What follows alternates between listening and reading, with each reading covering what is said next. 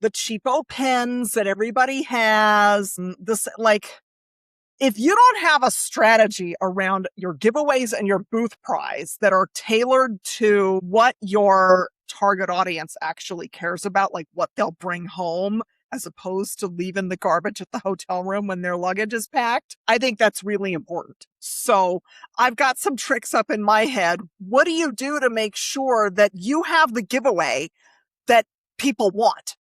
Because that can drive traffic to the booth too. Yeah. The worst thing you can do is just have a giveaway that's disconnected from your strategy.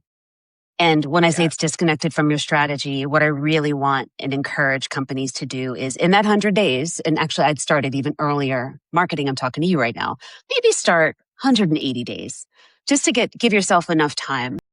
Really start thinking about a creative theme that can tie all of these elements together. Everything from the design of your booth, if you have to reskin your booth, to the story that you want to tell, to maybe whatever product may be announcing or ready to announce, to the theme, the overall theme of the conference itself, to the shirts or whatever the uniform's going to be.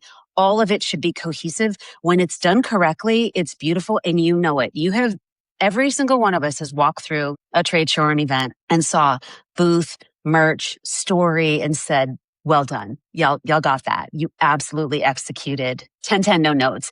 That's not done on accident. That's really, really thoughtful planning, and it can start far, far in advance. So for me, it's all about tying it to the theme. And really, the most important part of the theme is who are you trying to connect with when you're there? Because there's no use in giving away golf clubs to the persona who is not your CEO. Not to pick on CEOs for a sec, but like, you know what I'm saying? Like, there's a disconnect between the exec person and maybe your individual contributor, whoever your most important audience member is.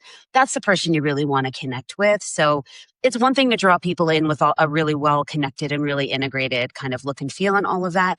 It's another to come up with a giveaway that your ICP flocks to. And so for me, what I like to do is just think about the person and go talk to them. That's the other thing. If you have customer success, they already know. They've just been waiting for you to ask.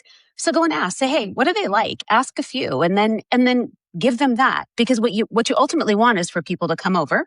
You want them to trade, say, a sign up or see a demo or something in exchange for, say, the raffle to win the grand prize. And then you want to make a big deal about giving said prize. And then you want to deliver said prize. And then you want to have a follow-up conversation afterwards. So in order to do all of that, it's got to be relevant to the person that you're trying to attract to the booth. And it has to be interesting. Walk through any trade show hall and count how many $100 Amazon or Visa gift cards. This is so long ago, I finally talked my employer out of doing that because I was like, I heard somebody say, I'm not going to scan my badge for a chance. Like, I'm not going to cough up my email for a chance at $100. I have a good job.